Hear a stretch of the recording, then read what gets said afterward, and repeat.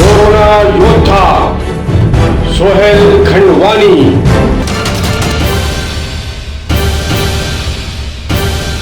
आमना सामना मीडिया के आज खास प्रोग्राम में हमारे साथ शरीक है कुतुब कोकन सैयद मखदूम शाह बाबा दरगाह के मैनेजिंग ट्रस्टी, खंडवानी ग्रुप के चीफ एग्जीक्यूटिव ऑफिसर जनाब सोहेल खंडवानी साहब की शख्सियत किसी तारुफ की मोहताज नहीं है। वही शहर की कदावर शख्सियत है, बिजनेसमैन है माशाल्लाह, बहुत सारी तंजीमों से जुड़े हुए हैं, मिल्लत का बहुत दर्द रखते हैं। सोहेल खंडवानी साहब, आपका आमना सामना मीडिया में इस्तकबाल है, खैर मकदम है। वालेकुम सलाम। राशिद भाई जी सर, मेरा सबसे पहला सवाल है कि जैसे कि आप आजकल बॉम्बे में बहुत चर्चा में माशाल्लाह, जहां बहुत सारे लोगों ने इस वायरस की वबा के खिलाफ काम किया है और इस कोविड-19 के इस दौर में लॉकडाउन के दरमियान जो दिक्कतें मजदूरों को आई उसके लिए बहुत काम किया है। आपने एंग्री मैन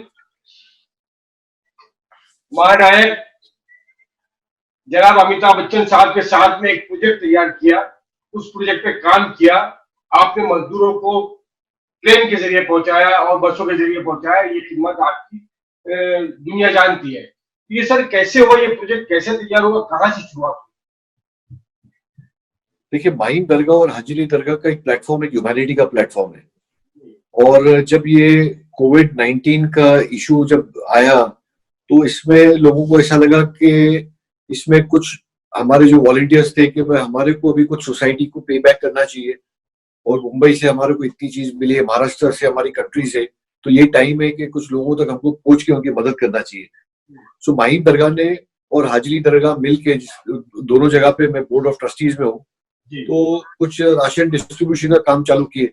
बीच में बातों बातों में कुछ लोगों ने हमारे से अमिताभ बच्चन ग्रुप जी की बात आई, उनके सेक्रेटरी ने हमारे को कॉल किया कि भाई हमारे को भी इसमें अच्छे काम में शामिल होना है, बिकॉज माहीम दरगाह जो है वो एक ISO सर्टिफाइड बॉडी है, जिसको 2007 में पहला दरगाह ट्रस्ट था दुनिया में जिसको ISO सर्टिफिकेशन मिला सिस्टम मैनेजमेंट के लिए।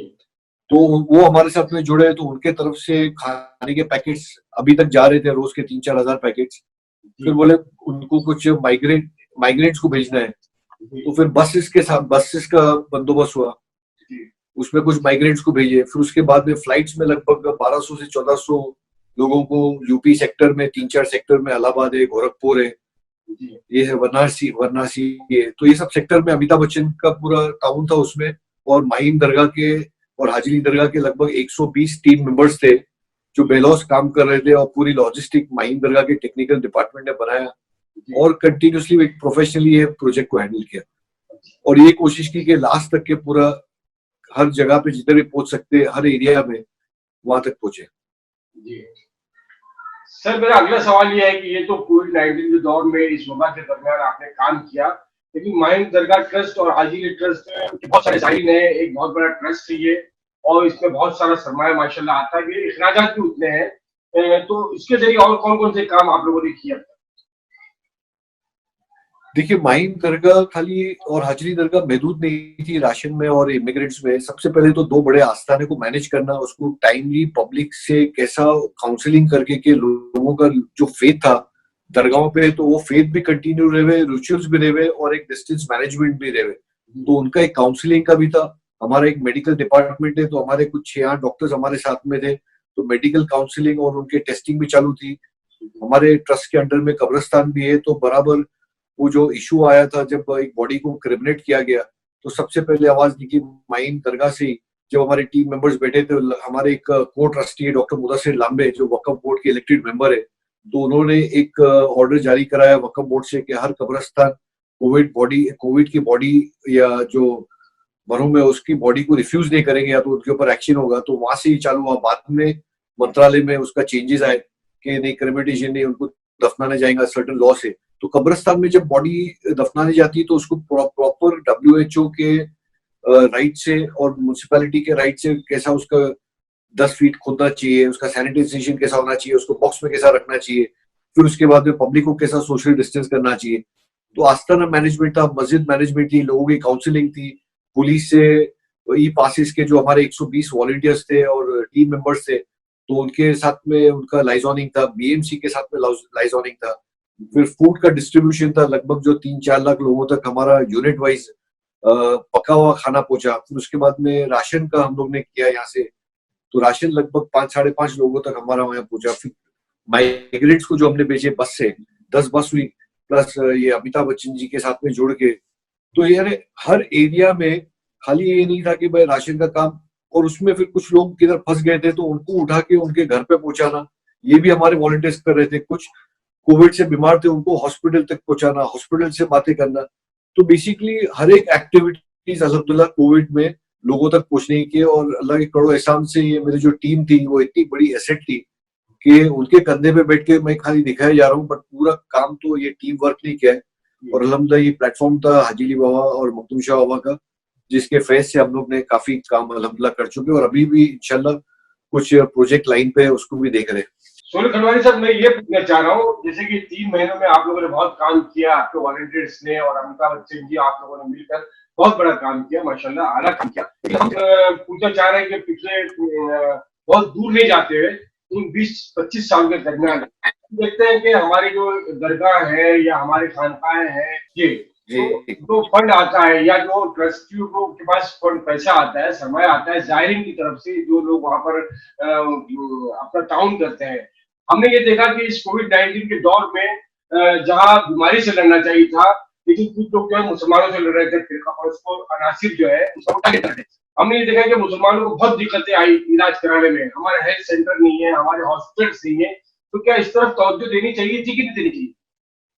ये आप तक नहीं, ऑफकोर्स उसके तरफ देखना चाहिए, एजुकेशन पे भी देखना चाहिए, मेडिकल पे भी देखना चाहिए। इनफैक्ट हम लोग ने वर्बली तो बात की है, अभी सीएम से हम लोग सोच रहे हैं कि बात करने का कि अगर हमारे को एक लैंड मिलती है, ऐसा हाजिली दरगाह की ऑलरेडी एक बीएड स्कूल चल रही है। हम लोग ने कुछ यूनिट्स को जो है फंडिंग भी किया है, जो मेडिकल यूनिट्स है। माहिम दरगाह का भी एक छोटा सी मेडिकल यूनिट है, प्राइमरी स्कूल है, नाइट स्कूल चल रही है। और हमारे दूसरे ट्रस्ट में भी एक अलबरका स्कूल 3,000 बच्चे हैं, वहाँ प्रोफेशनली मैनेज्ड है। बट हम लोग चाहेंगे कि अगर गवर्नमेंट की तरफ से अगर लैंड मिलती है तो पूरा कंस्ट्रक्शन माहिम दरगाह या हाजिली दरगाह करे, ताकि बच्चे लोग उससे आगे पढ़ भी सके। और मेडिकल की भी फैसिलिटीज अभी दूसरे ऑर्गेनाइजेशन में तो हम लोग इंशाल्लाह तैयारी कर रहे हैं। जैसे वर्ल्ड विमेन ऑर्गेनाइजेशन है, पालघर में एक हॉस्पिटल हमारी वहाँ बन रही है, जिसके बोर्ड पे हम लोग हैं। स्कूल के कुछ प्लॉट्स के ऊपर हमारी बातचीत चालू है। तो अगर हमारे को लैंड, सबसे डिफिकल्ट जो मुंबई में लैंड का इशू है, ऊपर ये लैंड आ जाती है तो उसके ऊपर आगे पूरी प्लानिंग हो सकती है। सोनू खंडवानी सर, ये आपके लिए कोई मुश्किल नहीं, माशाल्लाह आपके मनासिब बहुत दूर तक है, बहुत ज्यादा है। और आप लोग अगर चाहे अच्छा प्रोजेक्ट तैयार करें, ये काम बहुत आसानी से हो सकता है। लेकिन ये कि इस पे लगातार लगना पड़ेगा। तो आगे की प्लान कुछ तरह की है कि आप लोग काम करेंगे, ये हमारे हॉस्पिटल्स हो, कॉलेजेस हो? जरूर जरूर ये करना है, और ये हम लोग के पाइपलाइन प्रोजेक्ट में भी है।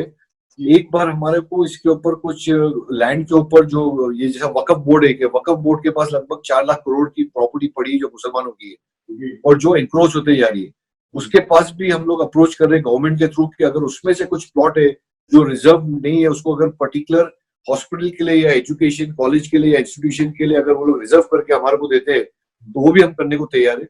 तो जो प्रॉपर्टी ऑलरेडी हमारे कम्युनिटी की है, गवर्नमेंट को अगर बर्डन नहीं देते हुए भी हमारी कम्युनिटी की प्रॉपर्टी अगर हमारे को मिलती है, जिसके कम्युनिटी का पैसा लगता है, और पूरा माशरा जो है, पूरा सोसाइटी उसको एंजॉय कर सकती है एजुकेशन वाइज और मेडिकल वाइज, तो वो भी हम करने को तैयार है। सर, औकाफ की जो जमीन है उसपे तो माफिया का कब्जा है, सरकार का कब्जा है, बहुत सारे नेताओं का कब्जा है।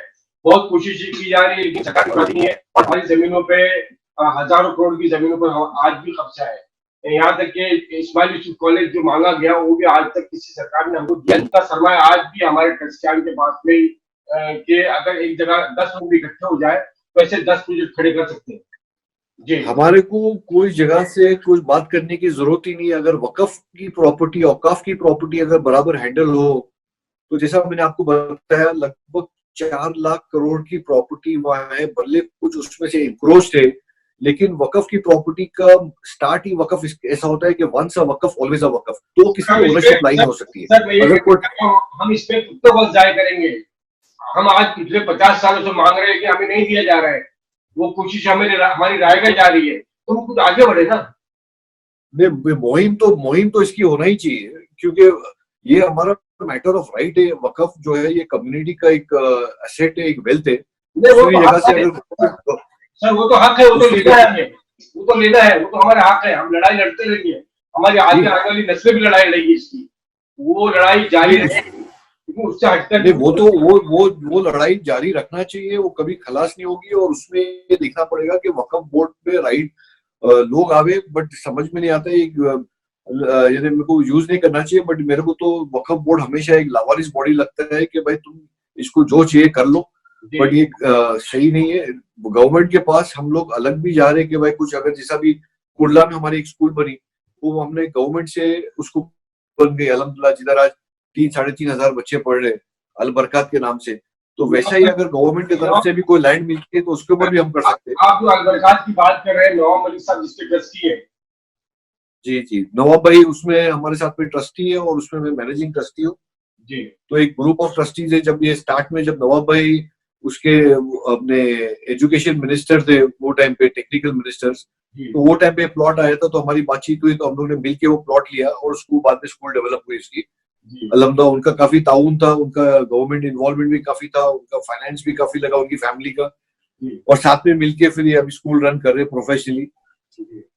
लेकिन सर हम तो आगे वैसे तरीके से भी कोई लैंड आवे तो इंशाल्लाह उसके ऊपर भी गौर कर सकते हैं। इंशाल्लाह इंशाल्लाह इंशाल्लाह हम आगे बढ़ते हुए आते हैं अगले सवाल की तरफ। जैसे कि अभी हाल ही में न्यूज 18 के एंकर अमित लोगन ने हजरत ख्वाजा गरीब नवाज के खिलाफ जो है लघु बातें की, उसमें भी जज्बात को ठेस पहुंचाया, उनके ताल्लुक से जो बातें की।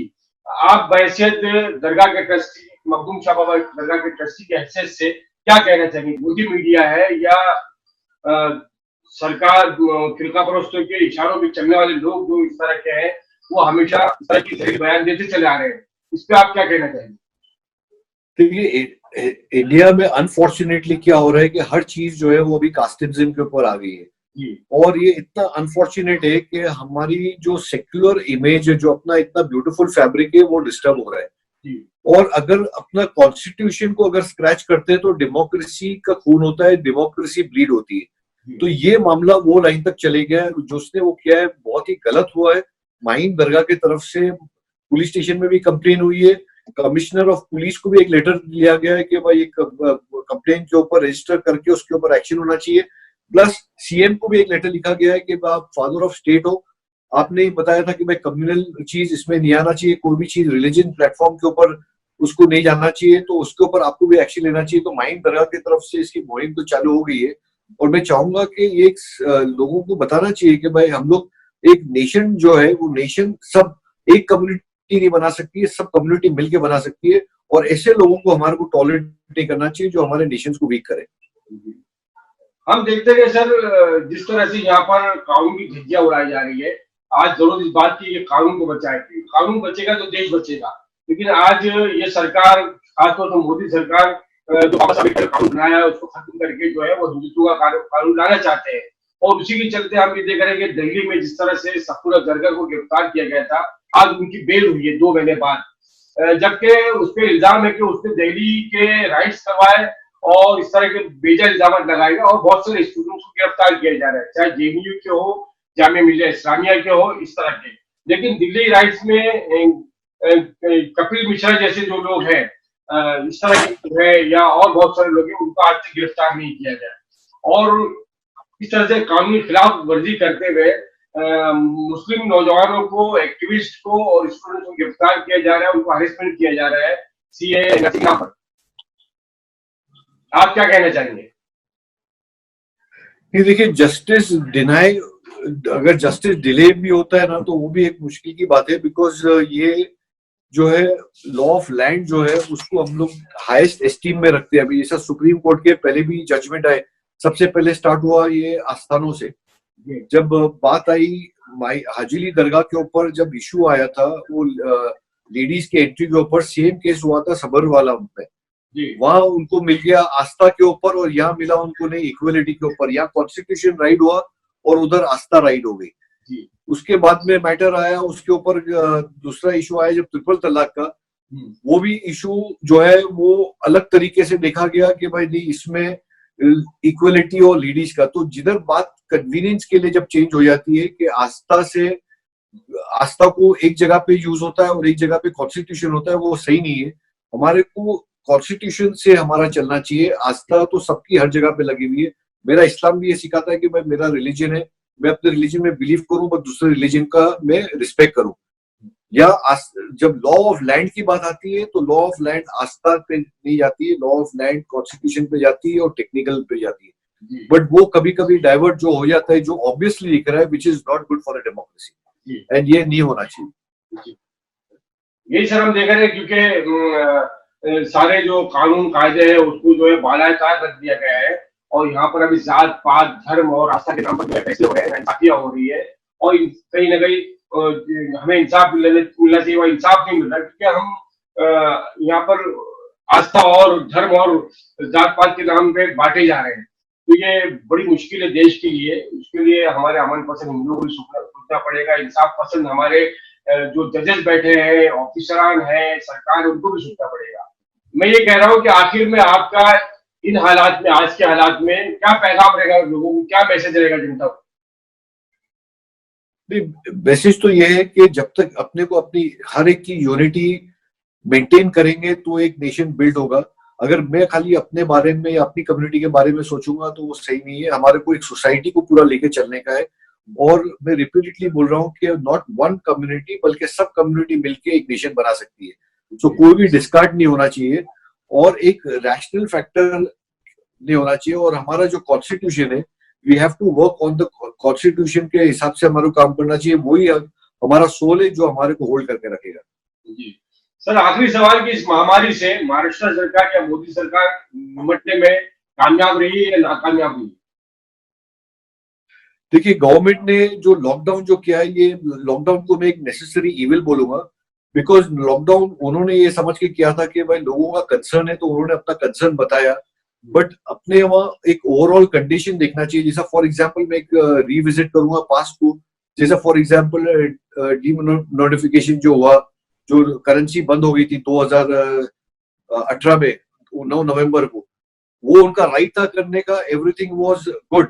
बट उसके बाद में जब उन्होंने बताया कि भाई जो तुम्हारे अकाउंट में पैसे पड़े हुए उसको भी आप नहीं निकाल सकते हो, तो वहां डेमोक्रेसी डिस्टर्ब हुई।